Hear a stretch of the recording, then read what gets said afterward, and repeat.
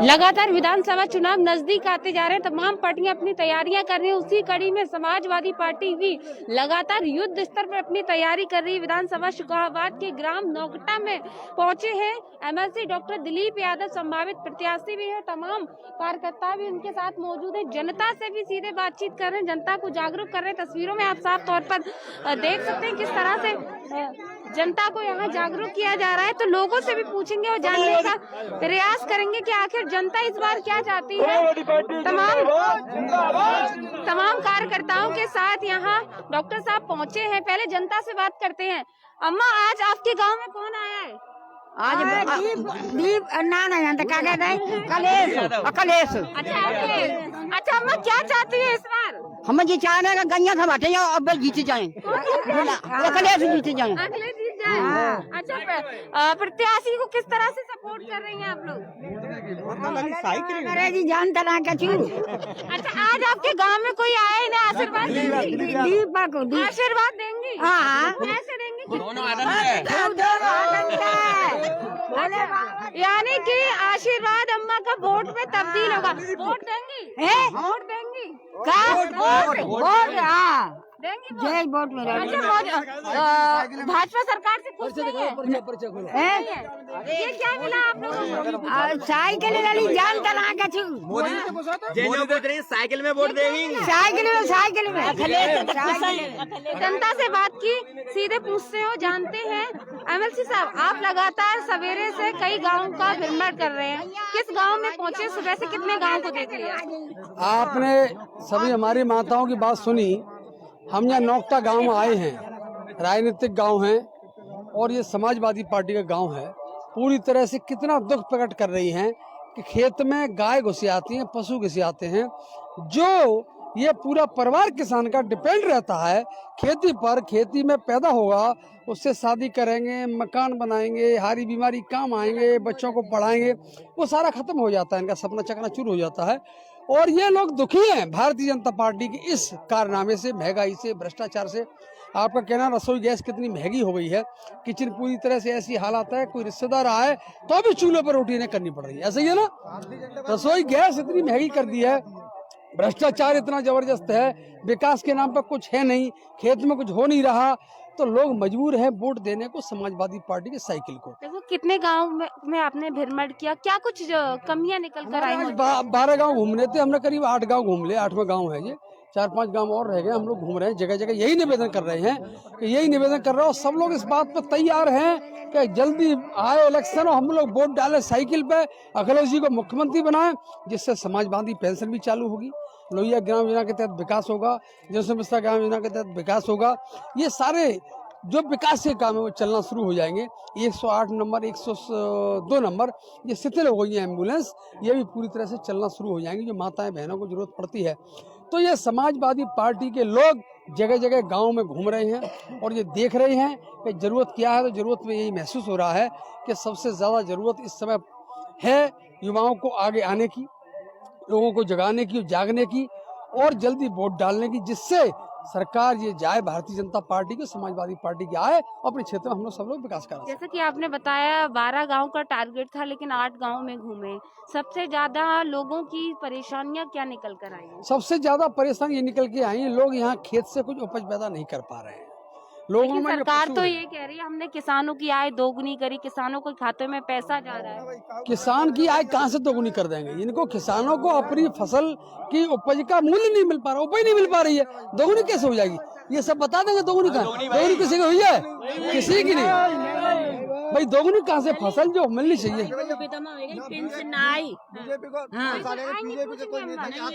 क्या चाहते हैं इस बार? अगर आपका भाग्य आजमा रहे हैं आप अगर यहाँ से विजयी होते हैं, इन जनता के लिए क्या फायदे होंगे? किस तरह के समाज? देखिए, क्षेत्रीय जनता ही अपने वोट से सरकार को लाती है, इसी जनता के वोट से सरकार आती और जाती दोनों होती है। लेकिन सरकार की जिम्मेदारी है जो गांव के लोग हैं, मूलभूत समस्या उसको दूर करें। डेंगू पर क्या कर रही थी सरकार, कोरोना पर क्या कर रही थी, लोग कितने मरते रहे, कोई इंतजाम नहीं था। वो तो ईश्वर ने डेंगू को धीमे धीमे यहाँ से भगाया, वरना इनका कोई अपना इंतजाम नहीं था।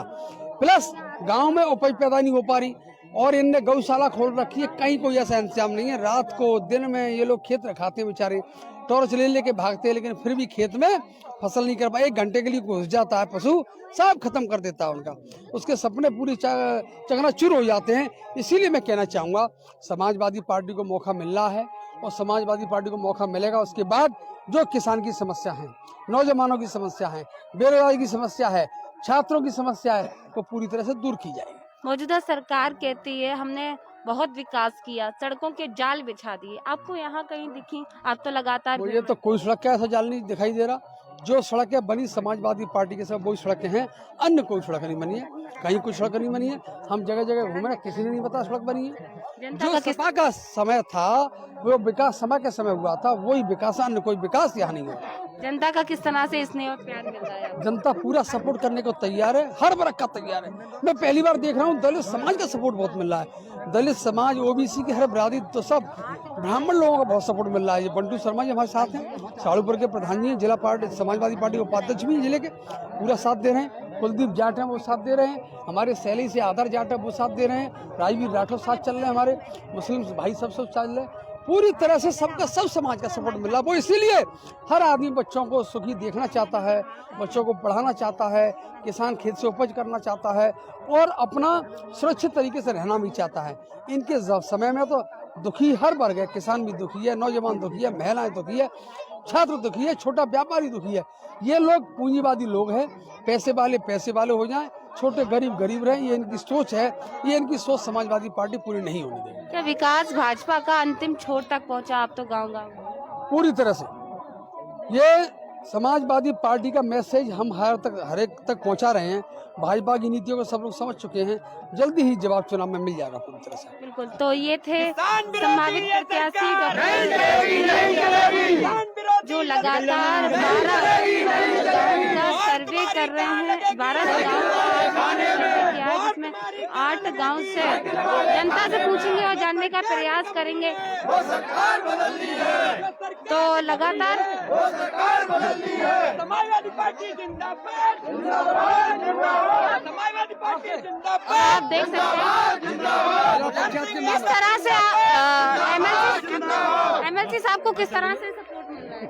एमएलसी साहब को प्रत्येक गांव में समाजवादी पार्टी का जो भ्रमण कार्यक्रम था आदरणीय एमएलसी साहब का, आज 8-10 गांव हम लोगों ने किए हैं।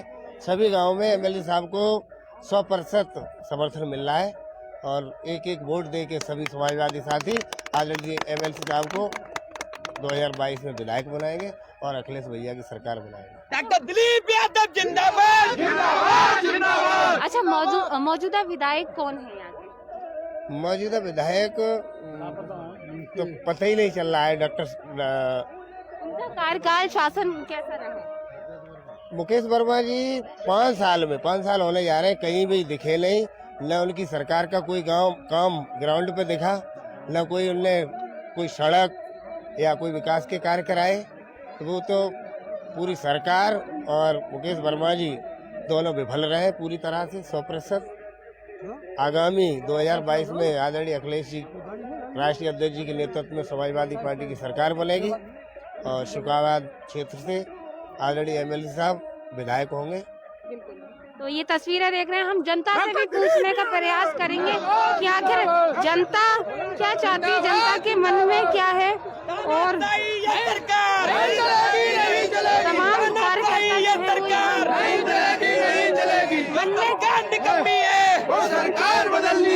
मन में क्या है इस बार समाजवादी पार्टी के प्रत्याशी को किस तरह से सपोर्ट कर रहे हैं आप लोग? मैं बंटू शर्मा हूँ। समाजवादी पार्टी की आंधी चल रही है। ये मैं नहीं कह रहा हूँ, यहाँ की बात नहीं कर रहा हूँ। मैं पूर्व से देख रहा हूँ, पूर्वी उत्तर प्रदेश से लेकर ब्राह्मण समाज से लेकर वाल्मीकि तक इसके साथ है। ये पहली बार हमको देखने को मिल रहा है। और हमारे यहाँ का जो मुकेश वर्मा विधायक है वो अभी जमीन घेरने में लगा हुआ है। अभी मौजूद 4-5 दिन पहले उसने एक जमीन घेरी है सोपीपुर में मंदिर की, जो जैन मंदिर है उसकी जमीन घेरी है। पुजारी ने भी आरोप लगाया था जूतों से मारने का। पुजारी को उसने पीटा है, उसने अगर उसने विरोध किया तो उसने छेड़खानी का मुकदमा और लगा दिया। ऐसी क्या मानते हैं सरकार में? ये लोग तो ये कहते थे समाजवादी पार्टी में गुंडा राज चल रहा है, यहाँ तो संत साधु की सरकार में संत साधु को जूतों से पीटा। समाजवादी पार्टी से बड़े गुंडे यूपी में बीजेपी वाले हैं, ये समाजवादी पार्टी में गुंडे नहीं है। मैं तो पहली बार देख रहा हूँ, इतना जनादेश मिल रहा है कि उसकी कोई सीमा नहीं है। आंधी आ रही है, सब उड़ जाएंगे। अच्छा, सबका साथ सबका विकास हमने देखा है कि खेतों में सड़कें चली जाती है, खेतों में सड़क चली जाती है तो फिर खाएंगे क्या? खेतों में सड़कें बन रही है, खेतों में सड़क बन रही है और जनता क्या खाएगी? किसान क्या खाएगा? जनता के लिए सड़क सम्मान निधि का जो पैसा दिया है मोदी जी ने, उसके डीएपी के माध्यम से, यूरिया के माध्यम से, खाद के माध्यम से वापस कर लिया, पूरा पैसा वापस कर लिया। अच्छा, किसानों की आय दोगुनी हुई है? किसानों की आय दुगनी हुई, किसान तो धरती पर आ गया। 30,000 करोड़ 30,000 करोड़ व्यापारियों का पैसा माफ कर दिया, 3,000 करोड़ उनको किसानों का पैसा वापस नहीं किया। इस बार जनता जवाब देगी क्या? जनता जवाब ऐसा देगी कि इनकी 150 सीट आना मुश्किल हो जाएंगी। बिल्कुल, तमाम लोग जो है वो यहाँ पर जिंदाबाद जिंदाबाद। क्या मानते हैं, सबका साथ सबका विकास इस क्षेत्र में कितना हुआ है? देखिए, मैं आधार सिंह जाटव, सबका साथ सबका विकास, है ना, ये नारा झूठा है। कैसे? सबका सत्यानाश और आगे नहीं। और मोदी, वो अदानी और अंबानी का विकास हुआ है। ये तो ये कहते हैं हमने अंतिम छोर तक विकास पहुंचाया है। अंतिम छोर तक। आज लोग गरीबी से, भुखमरी से, बेरोजगारी से जूझ रहे हैं। हमारे युवा साथी, मैं लखनऊ जाता हूँ, चला जाता हूँ कभी कभार पैदल, कुछ है नहीं मेरे पास। अच्छा, हाँ, कभी पेट्रोल महंगी है, मोटरसाइकिल है वो घर पे कबाड़ा हो गई, पड़े उसमें जंग लग गई अंदर, पेट्रोल डला नहीं पाई। लखनऊ जब जाता हूँ, इको गार्डन में हमारे SC ST OBC के जो भाई और बहन बैठे हैं, करीब 200 दिन हो गए, उनके ऊपर लाठियां बांधी जाती हैं, उनके ऊपर आंसू गैस के गोले छोड़े जाते हैं, उनके ऊपर झूठे सांचे मुकदमे लाद के जेल में डाल दिया जाता है।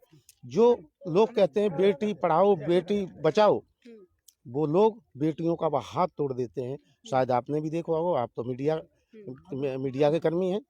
तो ये सरकार जो है दलित विरोधी है, किसान विरोधी है, नौजवान विरोधी है। और यहाँ तक मैं कहूँगा, लाल टोपी पहने इसलिए कह रहे हैं? नहीं, लाल टोपी नहीं है, ये सच्चाई है। मैं तो, आप मेरे साथ, मैं एविडेंस के साथ बोलता हूँ, मैं कोई टोपी से मतलब नहीं रखता हूँ। वो तो ये कहते हैं ना, लाल टोपी वाले विरोध करते हैं। ना ना ना ना ना ना, वो गलत कहते हैं। मोदी जी जब सत्ता में आए थे तो उन्होंने नारा दिया था कि सबका साथ सबका विकास और सबका विश्वास। लेकिन आज आम आदमी की जो हालत खराब हो गई है, महंगाई के लिए क्या? महंगाई चरम सीमा पे है, महंगाई चरम सीमा पर है। रसोई का बजट बिगड़ा हुआ है, पेट्रोल चरम सीमा पे है। उसके बाद में आज 1 महीने से ज्यादा हो गया मेरे घर में। कह तो रहे हम तो फ्री गल्ला राशन दे रहे हैं। वो फ्री राशन और गल्ला देंगे, ठीक है ना। वो हमें ये कहता हूँ, मुझे फ्री कुछ नहीं चाहिए, वो केवल शिक्षा फ्री कर दें बस। अच्छा, रोजगार मिला? वो शिक्षा फ्री कर दें। रोजगार मिला? रोजगार, बेरोजगार हो गया हूँ, सड़क पे आ गया हूँ। 10 बाई 10 के कमरे में किराए पे रहता हूँ। अच्छा, स्वास्थ्य के बारे में क्या कहना? स्वास्थ्य के बारे में, जो लोग डेंगू जैसी भयंकर बीमारी से, कोरोना जैसी भयंकर बीमारी से पीड़ित हुए, है ना, जो लोग इस बीमारी से पीड़ित हुए, उनको इलाज नहीं मिला, ऑक्सीजन नहीं मिली, और जो लोग एक्सपायर हो गए उनको जलाने के लिए लकड़ी नहीं मिली, उनकी लाशों को कुत्तों ने और जंगली जानवरों ने नोच के खाया। कहीं ना कहीं ये विधानसभा शुकाबाद में लगातार संभावित प्रत्याशी डॉक्टर दिलीप यादव लगातार भ्रमण कर रहे हैं। उनका काफिला देख सकते हैं, तमाम गाड़ियां जो है वो यहाँ पर उनके काफिले के साथ मौजूद हैं और जनता का स्नेह प्रेम जो है वो भरपूर मिल रहा है। युद्ध स्तर पर समाजवादी पार्टी का ये कार्य जो है तैयारी है सत्ता में आने की। तो इसी तरह लगातार देख सकते हैं तमाम लोग जो हैं उनके काफिले के साथ कार्यकर्ता भी उनके शामिल हैं। तो फिर मिलेंगे किसी और विधानसभा में, तब तक के लिए दीजिए इजाजत, नमस्कार।